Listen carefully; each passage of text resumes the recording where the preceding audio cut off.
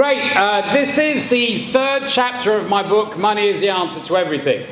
And this is what they call a little bit of a boomerang Bible, which means you write something, then you read it back to yourself and go, man, I'm convicted. So the title is called Dealing with Greed. Need versus want. When I became a Christian, when I studied the Bible in 1990 and shared the sins that I needed to change, greed was not one that came to mind. Sexual immorality, drunkenness, etc. I wasn't overweight. I didn't have many possessions. I didn't have a home. I had no income, really, except for that met my needs and little else. You would not have said at first glance that I was greedy as a person. But as I now look back, I see my desire for excess possessions was masked by my inability to financially buy them. My desire for new gadgets was masked by my lack of knowledge on how to use them. My desire to earn lots of money was masked by my lack of belief that I could earn a lot of money. My high metabolism masked how much I overate. Am I talking about me, or am I talking about you? Over the years, my greed has caught up with me and been exposed as my talents, income, knowledge, and increased metabolism or decreased metabolism has increased my waistline. And yes, it's coming for you too. Even in giving financially to God, when I focused on the law, like tithing as opposed to the heart, I've seen greed creep into my life just like the Pharisees. See, they gave a tenth of their wealth. Let me just say that. They gave a tenth of wealth, and yet they were full of greed. Matthew 23:23 says, Jesus said, "Woe to you, teachers of the law and Pharisees, you hypocrites! You give a tenth of your spices, mint, dill, cumin, but you have neglected the more important matters of the law, justice, mercy, and faithfulness. You should have practiced the latter without neglecting the former. You blind guides, you strain out a gnat, but swallow a camel. Woe to you, teachers of the law and Pharisees, you hypocrites! You clean the outside of the cup and dish, but inside you are full of greed and self-indulgence." So don't be duped. You can give money to God and still be full of greed. See, when I first became a Christian, I gave willingly. However, as my salary increased, so did my spending. I used to justify that I gave to God and the church, so there was no problem with my overspending and indulgence. Look, I've given my special. I've given my contribution. Therefore, how can I be greedy? You can still be greedy and give out of the wealth that you have. As I've come to grips with my sin and God's word, I now see how deceived I was. And in reading this yesterday, in preparing it, I am reminded of how greedy I am. Point one, how does God view greed? Well, he said there should not be a single hint of it. Ephesians 5:3, "But among you there have not even been a hint of sexual immorality, or of any kind of impurity or of greed, because these are improper for God's holy people. Nor should there be obscenity, foolish talk, or coarse joking, which are out of place, but rather thanksgiving. For of this you can be sure, no immoral, impure, or greedy person, such a man as an idolater, has any inheritance in the kingdom of Christ and of God. Let no one deceive you with empty words, for because of such things God's wrath comes on those who are disobedient." Ephesians 5:3-6. You know, most people that are brought up in a Christian background have a conviction that sexual immorality is wrong. Lusting after the opposite sex. Watching movies that have pornographic scenes in it, like Game of Thrones. Lewd jokes or dressing provocatively. They're like, we can't have a hint of that. Yet when it comes to having a conviction on a hint of greed in our lives, the desire for many clothes, cars, shoes, overeating, desiring to have the latest possessions just because you can, We often find a lack of biblical conviction among believers. Greed will keep you out of heaven. It's that serious. And I would hasten to add, because it's more deceitful than sexual immorality, it's most probably going to kill more of you than sexual immorality.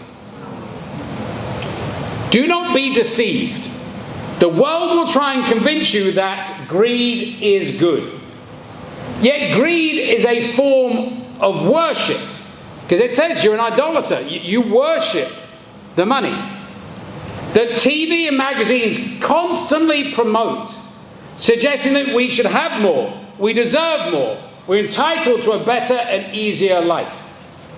You know, even Facebook, you buy something by clicking something on a Facebook, and 10 more websites attack you. I like Lord of the Rings.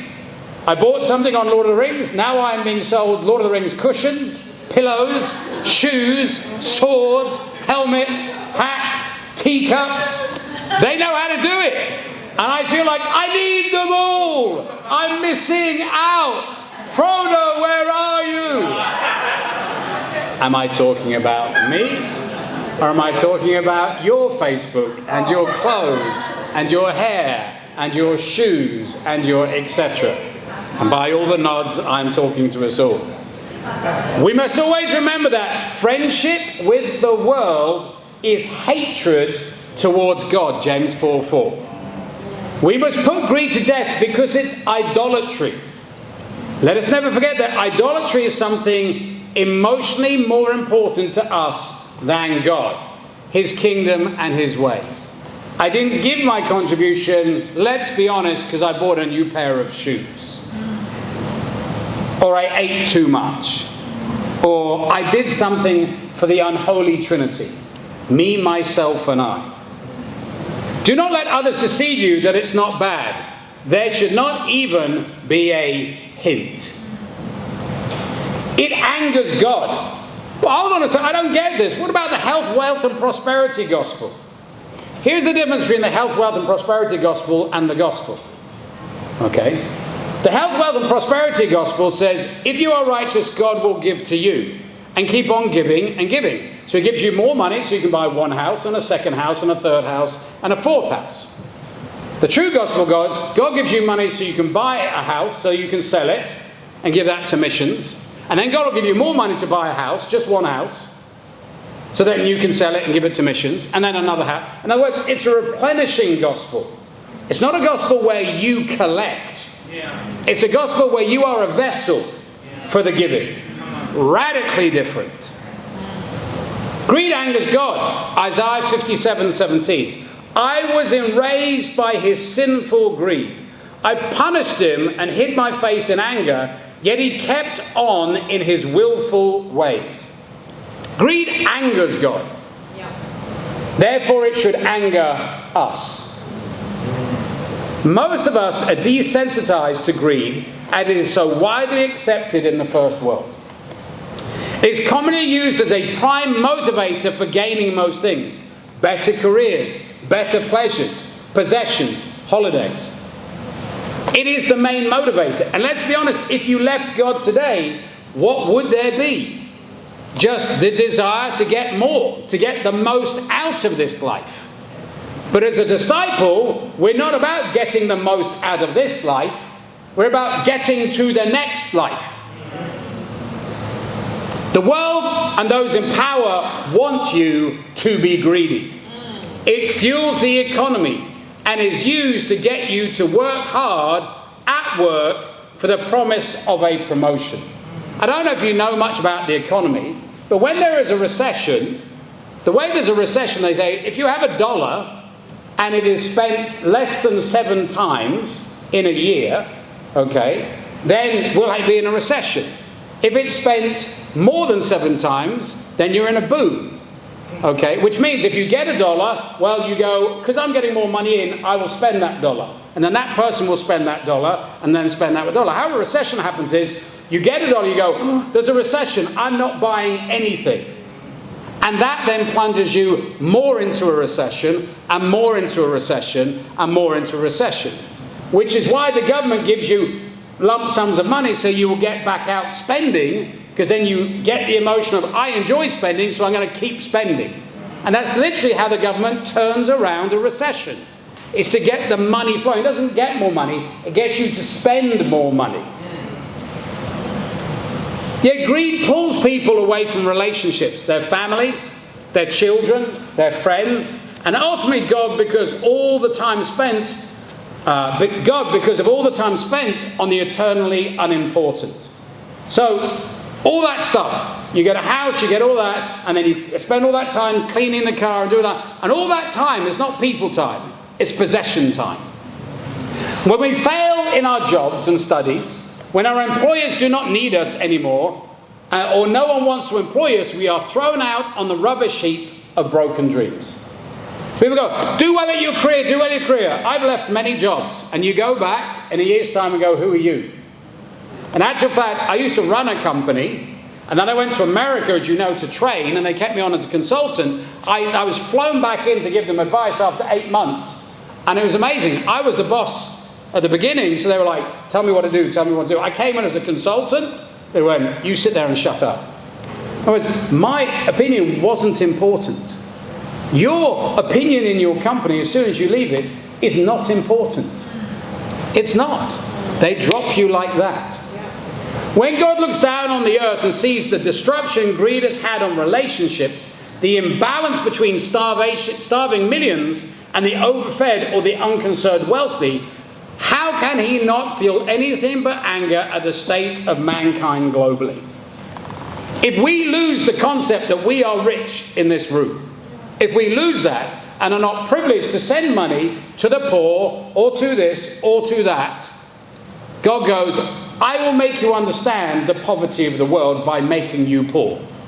Because that is the only way that you will experience it. And you will lose your job, and you will lose this, and he will take it away. Why? God is interested in getting you to heaven. A key ingredient to getting you to heaven is gratitude. Yeah. And ungrateful people have things taken away. It was the sin for which God destroyed Sodom. Yeah. Ezekiel 16:49. Now this was the sin of your sister Sodom. She and her daughters were arrogant, overfed, and unconcerned. They did not help the poor and needy. They were haughty and did detestable things before me. Therefore I did away with them, as you have seen. They didn't give money for benevolence or mercy or anything like that. That just wasn't their heart. He wants you to put it to death. You can see why this convicted me this morning. Okay, all right, okay. Colossians 3:5. Put to death, therefore, whatever belongs to your earthly nature. Sexual immorality, impurity, lust, evil desires, and greed, which is idolatry. Remember that thing again, me, myself, and I. Because of these things, the wrath of God is coming. Is there any possession, job, house, or arranged commitment that you could not give up immediately for the sake of God and his kingdom? If so, then this thing has become an idol to you. What do you need to do to change that in your life? Where do you see greed deceiving you in your life? A good challenge for us all is to sit down with someone who knows us well and does not have a problem speaking the truth to us in love, and ask them, where do you see greed in my life? Not, is there? There is. We need to open up about our life, our finances, our spending habits, to get some help in putting to death greed. I appreciate Terry getting up here and said, Brandon went through my budget with me. Are you comfortable with people seeing your budget? Would you go, yeah, no problem. First of all, I've got a budget. Okay. Secondly, yeah, here it is. So you've got to really appreciate Terry. I mean, he just went, I've got a budget. That was impressive for a young man. And here's where everything goes. It is one of the most deceitful of sins. Greed. Yeah. Another good challenge is to imagine at church today. I called you. I need a mission team to go immediately to Singapore today. Could you respond to the call? If you were told that you could only go home tonight, you need to be on a plane at 7 o'clock. You can only bring one suitcase with you. to that new city. Could you do it? Or is there anything that ties you in? Well, hold on, I bought this and I need to pay that off for over the next 2 years. And I bought this and I need to pay that off for 3 years. And I'm on a payment plan for a phone. So who pays that $1,000? And I'm on a payment plan for this. Who pays that? You have overextended yourself. You are living beyond your means because you are living, as we say, on tick, on money that is not yours. Yeah.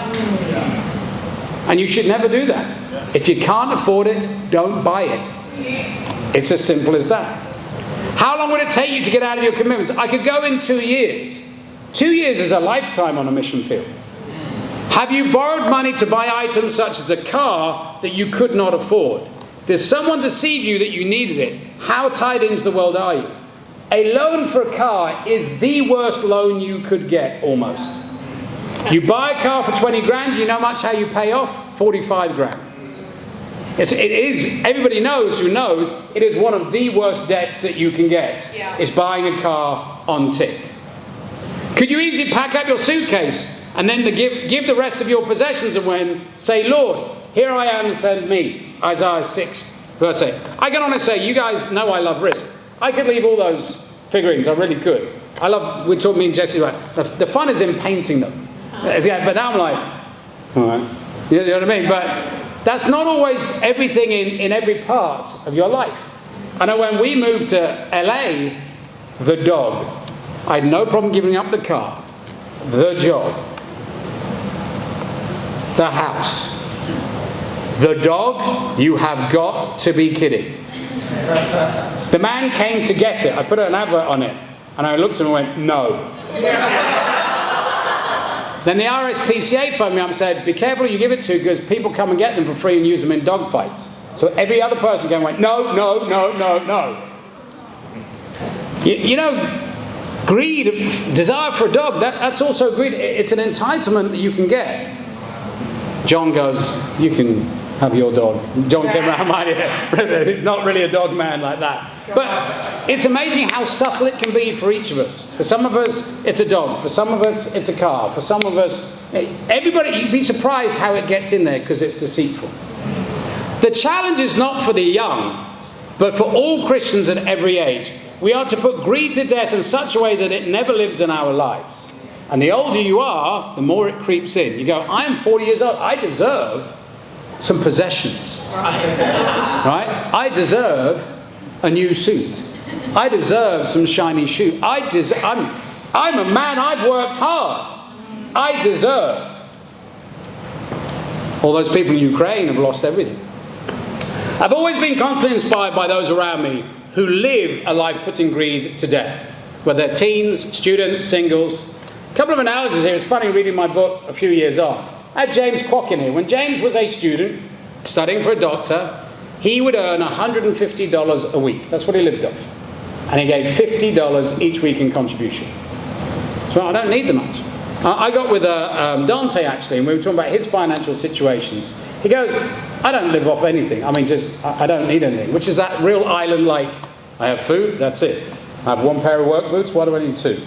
I have 2 pairs of trousers, one for wearing and one for washing. You know what I mean? It's this. But there is that attitude that we can all grab and go, I need a piece of that. I think about a guy I lived with in Birmingham in England. His name was Paul. So this is some 5 years ago. I was always I'm really convicted. I lived with him and said, how do you do your contribution? He goes, very simple. I take my income, I put in all the things I have to pay, and then I'm left with all that extra cash. And I try and see how much of that extra cash I can give. And he's the only person that I have a pretty good, faith in this when I think you give too much. Now, I didn't tell him that, but I'd say, this is just nuts. I mean, he was the holy, as Jesse said, the holy shoe guy. Okay, but then I got convicted and I went, well, you don't have all the great clothes. I have loads. And I remember I partitioned off 50% of my clothes and just gave them to him. But I gave them to him because I was convicted. I say, you don't have them and you don't want them, but you need them. To other such people, I appreciate that people lift us up for giving up a lot from Brisbane. Ian and Margot gave up just as much, if not more. Ian and Margot sold their house, They came down here. They were here a year beforehand, set the church up. All their money went. It wasn't just Joe and Kerry. But if you ask them today, was it worth it? Both of their children are Christians. That is the treasure. That is why we did it. It's to save our children. Point 2, how does greed damage us? If you don't have a conviction that greed damages you, you won't take it seriously. It damages relationships. Proverbs 15:27. A greedy man brings trouble to his family, but he who hates bribes will live. It is so easy to find yourself spending too much time at work to earn money, to over-provide for your family or for yourself, to purchase possessions that you do not simply need or want. I remember doing this in Brisbane. So the kingdom sort of didn't exist at that time visually. And I remember, okay, well, I've got a good job. I'm trying to start a church in my front room. Okay, we'll get a bigger house. That'll make it easier. And we'll give my kids a bedroom each. And then we'll give them a television each. And everything will be easy because everybody's got everything they want. And you know what? They stayed in the room the whole time. And they never came down. It destroyed our relationships. Because everybody was self-contained. Then when we moved to LA, there was big sparks as we moved into a small house and lived, one toilet between a couple of girls and a few boys with a few, hair lotions or whatever and everything like that. And it's like, there were a lot more conflict, but the family came together. Because you have conflict and then you resolve conflict. You have to work with each other. When we're committed to all these worldly pleasures, we don't spend time with our physical or spiritual families. There are people that didn't come today because they're at work. Do you know how stupid that is? That work does not care about you. It doesn't. If you get ill and go into hospital tomorrow, very rarely does a boss go and visit somebody. It will be us that goes and visits you. So think about that. It's so easy to let those around us at work or those we're reaching out to convince us to value possessions, status, the latest gadgets, cars, clothes, and a certain lifestyle more than relationships. We went away for a shepherd and marriage retreat, a beautiful place, 3 hours, south of here. But I went there and everyone's got their house and everyone's went to the bowls club and had dinner, snitty and a steak and whatever like that. I thought they've all got their money. But you know what they're doing? They're all waiting to die. That's it. They're retired. They're waiting to die. As Christians, we're trying to pack in as much as we can before we die. Totally different mindset. It produces dissensions, quarrels, and disagreements and discord. Proverbs 28:25.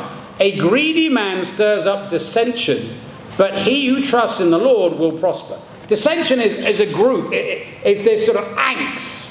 So when you're after about being in the world and money, there's an angst about you. There's an angst about special. There's an angst about contribution. There's an angst about what other people spend or have or don't have. It has often been said that the number one thing that people argue over in marriage is money, rooted in the I want syndrome. We must learn to say no to wants and live within our means. So in every marriage, either the wife wants more possessions than the man, or the man wants more possessions than the wife.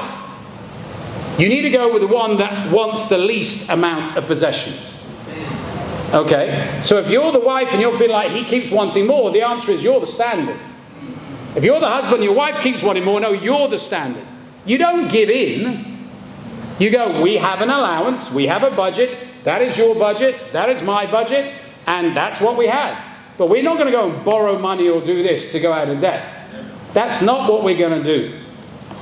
Also, people greedy for position, power, and recognition, as well as people desiring money and possessions, will cause dissension, as they are willing to damage relationships to gain what they desperately desire. Why do we actually clash in the church? A lot of the times it's because you go, I desire respect. Especially as an older Christian, I've been in this church a long time. Where is the position given to me? Where is the respect given to me? None of us became a Christian to go into leadership. We became a Christian to be saved. Yeah. Whether you are putting out the chairs, scrubbing the floor, preaching, who cares? Right. Power is not yours to give. Leadership is not yours to give. It's God's to give, and it is God's to take away. It makes us unfruitful. Mark 4:18. Still others, like seed sown among the thorns, here's the word, but the worries of this life, the deceitfulness of wealth, and the desire for other things come in and choke the word, making it unfruitful. One way to gauge how much the world has a hold on you is to see how effective you are in bearing fruit. To bear fruit takes focus, emotional commitment, time, desire, and hard work. Ask yourself, is this time in your life the most effective you have been in bearing fruit? Think about that. Are you just renowned, man? You were fruitful already this year. You're bringing loads of visitors. You had loads of people out this year. When was the last time you bore fruit? Time spent chasing careers, promotions, salary rises, gaining and maintaining possessions, watching television, taking time away from being with God, as well as seeking and saving the lost. That's how it'll get you. I mean, I can understand why some people preach. Satan invented the television. I get it. Satan invented YouTube. I get it. I don't necessarily believe it, but I understand where they're coming from. On average, most human beings look at their phone for 5 hours a day. 5 hours a day. Imagine what you could do with that time. 35 extra hours a week.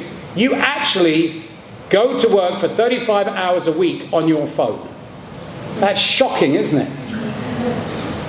And you go, no, I don't do that. But actually, you can go on your phone and you can see every day how much time you're on your phone, can't you? How about checking how much you're on it last week? Well, it was all phone calls, really. Where are your visitors today if it was all phone calls? Also, greed exposed in being overweight can lose you the respect of non-Christians when you preach the gospel to them. People go, well, we're just spiritual, we're not worldly. So I don't need to dress well when I come to church, or I don't need to shower, or whatever. Let me help you. You are reaching out to non-Christians. To them, it matters. To God, it doesn't. But we're all about seeking and saving the lost. So you need to shave. You need to look presentable. Who for? For the non-Christians, so they don't go, wow, if I come into your church, I'm going to end up smelling or looking bad. And that is how they think. They are judging whether they feel like their standards need to lower if they come into the church.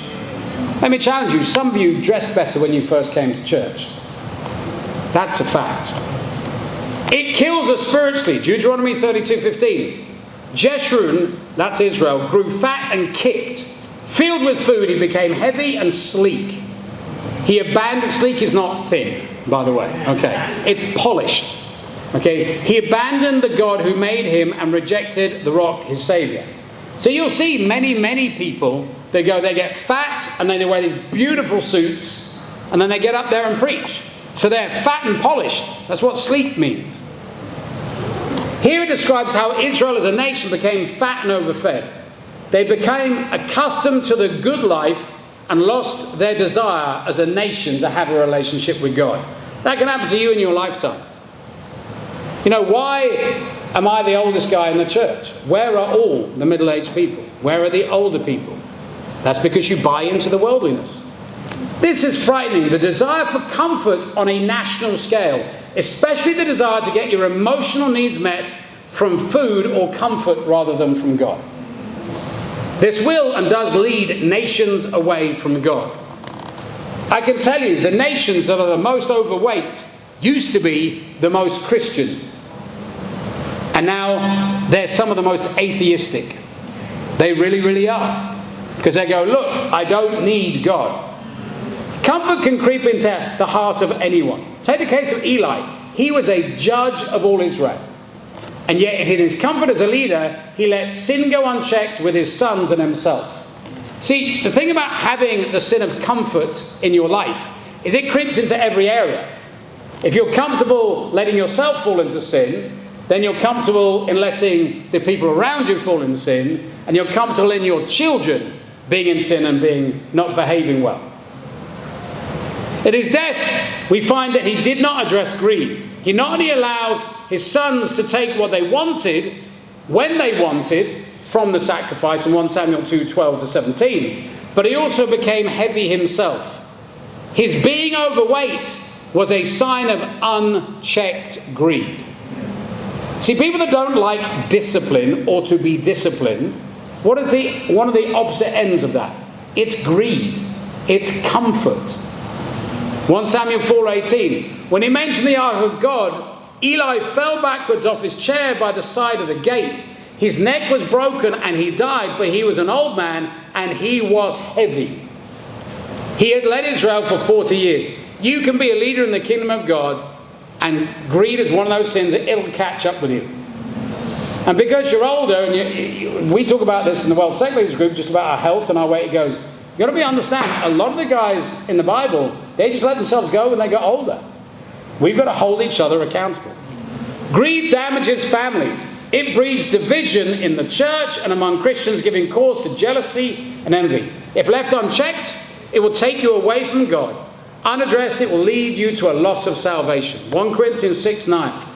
Do you not know that the wicked will not inherit the kingdom of God? Do not be deceived. Neither the sexually immoral, nor idolaters, nor adulterers, nor male prostitutes, nor homosexual offenders, nor thieves, nor the greedy, nor drunkards, nor slanderers, nor swindlers will inherit the kingdom of God.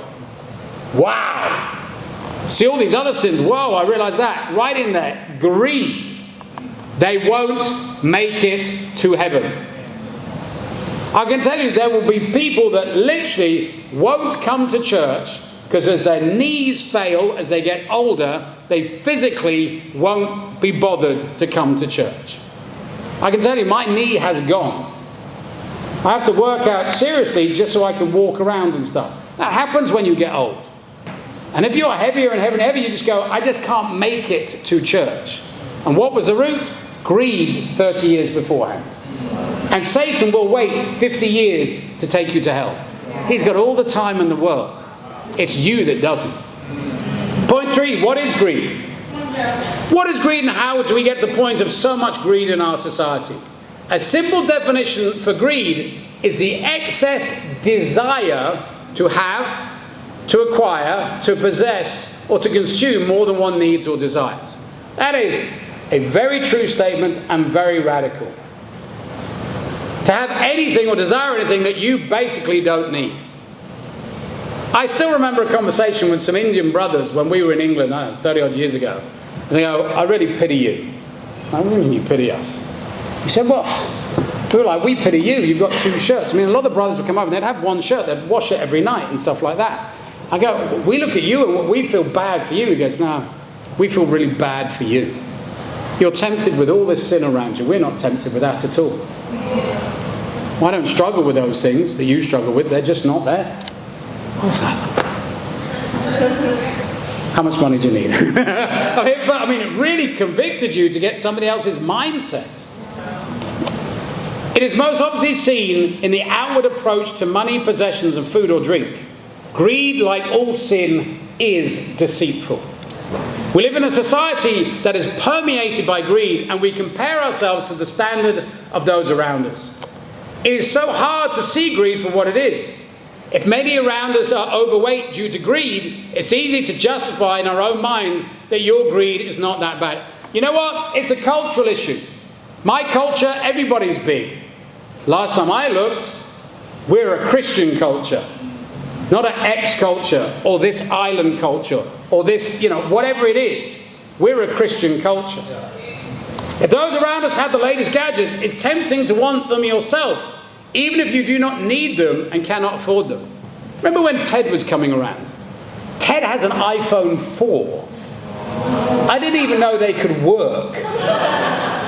Well, they don't work if you keep updating everything like that. He's just never updated it. And I always remember the iPhone phone, they were like the coolest phone, you know what I mean? Like I thought, man, I should have kept my iPhone 4. But you just go, why do we need the latest, the next? I don't know what your phone's like. Every time I put a new phone number in, unless I do that and then turn it off immediately and turn it back on, it loses the number. But I'm not going to spend $2,000 on a new phone when I can just turn it off and turn it on. You go, well, that's annoying. So maybe there's a bug they've put out so that I have to go and buy a new phone. Be surprised what people do to actually make you spend more money. When every one of your friends has a car or 2, then it's hard to conceive how to live when you don't have one.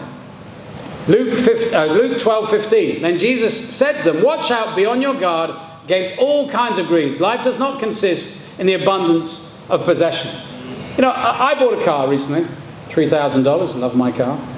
I was mocked for my car. Okay. And my daughter, who loves me very dearly, she's like, Dad, come. I'm happy to say her boyfriend thinks it's very cool. Her boyfriend Sam's a really great guy, and many of you know him. He doesn't look at me for the wealth I do or don't have. He really enjoys coming down to be with the family because he likes our attitude towards life.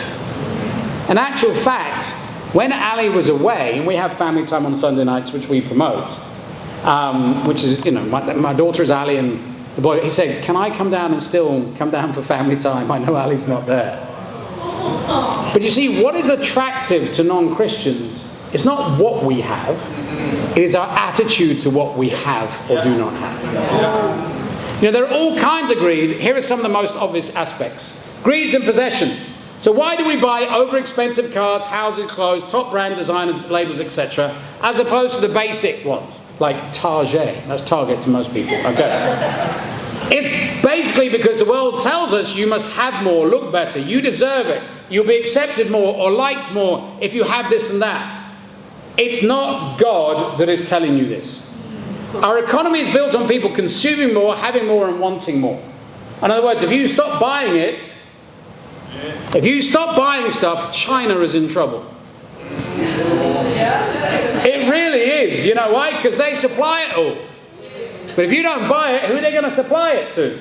I'm not tipping on China. You understand, wherever it's made, okay? I learned apparently Nike's made in Honduras. That's what Sarah told me.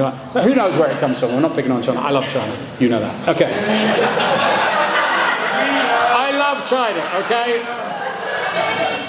Hot pot is my favorite dish. Let me finish brackets. Made by Mark. Okay. Okay. A good question is to ask ourselves, are we the advertiser's dream or nightmare? Does the TV or magazines influence our buying? How many of you have seen this quote? It's like a dress, $500, okay? Woman walks past, new window, dress, $500, 50% off, and they go in. I remember going back to London, and I've been going back to London for like 20 years. And there's the same souvenir shop that has had the closing down sale for the last 20 years. And you can put that on a tourist plate because they go, oh, quick, better go in. Because they're aimed at tourists. They're not fooling me. But what advert is fooling you? No, you don't need it. If you didn't need it before you saw it, you definitely don't need it after you see it. The media is never going to tell you not to buy. They are simply trying to find a reason to make you believe buying is good. I appreciate Jeremy Beck. Many of you know him. He's the first person I really knew that homeschooled. And it had a profound effect on his children. They were super unneedy. You never heard the kids going, Dad, I want, Dad, I want, Dad, I want. And that's why he told me a story about it. I said, I'm taking them to a toy store. They did not go in running around going, this is what I want. You know why? Because they never actually had any adverts. So they didn't know what was in a toy store. So they went to their father and went, Dad, what should I buy? Isn't that the attitude we should do before God? Should we not go, God, what should I buy? Or should I buy it? I think always, as a young Christian, I always remember going over to our shepherd's house. And our shepherd was interestingly dressed. Okay, same pair of jeans, same shoes, and I always thought it's because he had no money. All right, very simple. Went over his house, really, really simple house. You go in there, and I just go, poor guy, comes from Northern England, a bit like Mount Druitt, you know what I mean? It's a bit like he doesn't have much money. What I learned as I spent time with him on a date was he ran his own construction company. He didn't have no possessions and a sparse house because he didn't have money. He had a sparse house and few possessions because he had conviction. 1 John 2:15 says, do not love the world or anything in the world. If anyone loves the world, the love of the Father is not in him. For everything in the world, the cravings of sinful man, the lust of his eyes, and the boasting of what he has and does, comes not from the Father, but from the world. The world and its desires pass away, but the man who does the will of God lives forever. You know, if you don't value possessions, then you don't get hurt. So I did lend my new green car to Effie and Manny. And anyway, they came into our house a week ago. I've crashed the car. Now, we thought it was the other car. And I would have been fine for them hitting the other car, okay? I said, oh, okay. Said, which car? The green car. Now, here's the thing. I don't care about that. But I was milking this one. I was like, that's it, you're fired! You're fired! You're fired! That's it. I milked that for what, 3 days? Well, now it's about 2 weeks. Okay, all right. But some of you, honestly, you have a crash car, you have a this, have a that. I remember when Kerry, with the kids, in the car, accidentally hit, there's a roller door in a garage. And she ran out and she said, oh, I'm so upset. I'm not upset. That's what insurance is for. Honestly, some of you lose a skirt or a this or that and you freak out, your phone gets stolen or whatever. Maybe God wanted your phone to be stolen. You ever thought about that? I want you to pray more, so I'm going to steal your phone.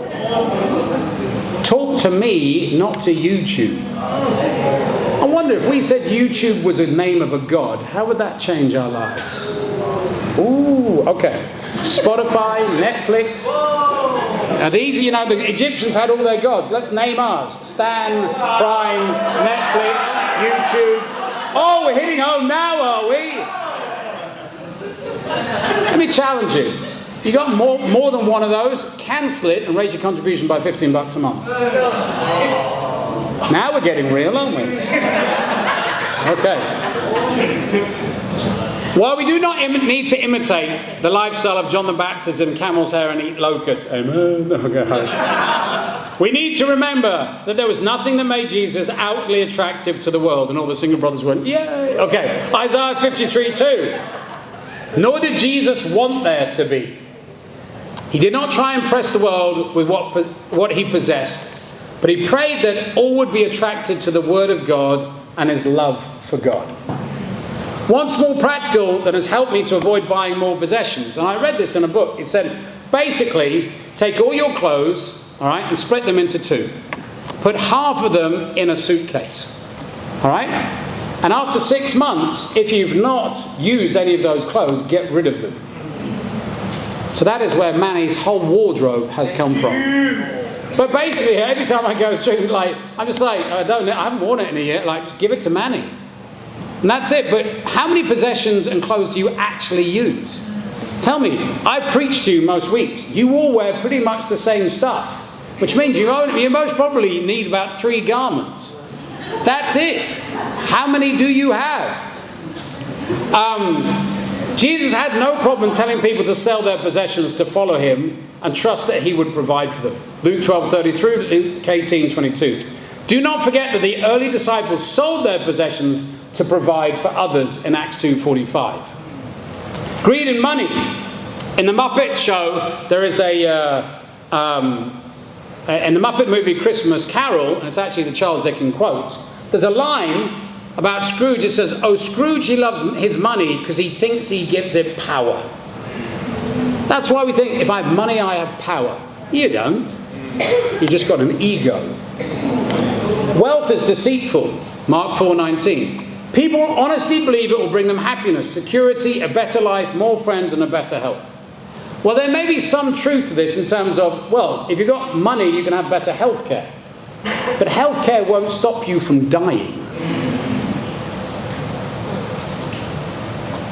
1 Timothy 6:10, for the love of money is the root of all kinds of evil. Some people eager for money have wandered from the faith and pierced themselves with many griefs. Number one thing we're persecuted on, finances. Right. Why? Because people love money. People love money. They're going, I'm just bitter that other people have money. It's interesting, actually. People aren't bitter that we have money. People are bitter that we don't care about money and we're happy. That's what they're actually bitter at. Is that how can you be happy and not have money? That's not right. Because I'm not happy without money. Loving money for what you think it can do for you is idolatry. We are to look for God, for him to meet our needs and learn to be happy with what he has given us. Hebrews 13:5. Keep your lives freed from the love of money and be content with what you have, because God has said, never will I leave you, never will I forsake you. For we say with confidence, the Lord is my helper, I will not be afraid. What can man do for me? I'm really pleased to call Chi Leong my friend, but Chi, American dream, was brought up in Macau. His mum literally sold food on the side of the street to get them out of poverty. Went to America, studied at university, got his degree and everything like that, got a really good job. Was called to the mission field. He had $26,000 in savings. He came here at the beginning of the church and self-funded himself. Just supported himself. Gave it all up. The American dream. And he's planted churches in at least 2 countries. He was absolutely my first Chinese evangelist, my number 1 right-hand guy in that area. But he's like, it's just not important. His mind changed. His faith has saved and will save thousands. Yep. Greed and food and pleasure. How much food do we need each day? The prevailing thinking is 2,000 calories, maybe 2,500. Okay. I'm no expert, and I'm sure it's different for everybody. But I would guess that it's less than most of us think. Therein lies the problem. Want versus need. Most of debauchery and greed is rooted in, what do I want now? You ever walk around the kitchen, you're not hungry. You ever just walk around the kitchen and went, what can I eat now? You're not hungry. You're not sitting there going, oh, like this. Honestly, some of you fast, and honestly, 1 minute afterwards you're going, I'm hungry. You're not hungry, you're just spiritually disturbed. We get upset, we get bored. Did I tell you this one the other day? So I've given up sugar, right, and alcohol and everything all like this. So I had one of those moments, I can't remember I was sharing it with Paul or somebody, I go, that's I didn't have a good day, so I just want to debauch. Do you know, debauching on non-alcoholic beer and popcorn, it's no fun. I looked at it and went, that wasn't fun at all. What it taught me is how much I went to food when I was unhappy. And I thought, I'm not going to do that again. But that's the emotion, isn't it? Rather than going to God and I need to pray to you until I get happy, I'm going to go to the food. I tell you, my wife, Carrie, she's a great example of not being greedy with food. She goes days where she forgets to eat.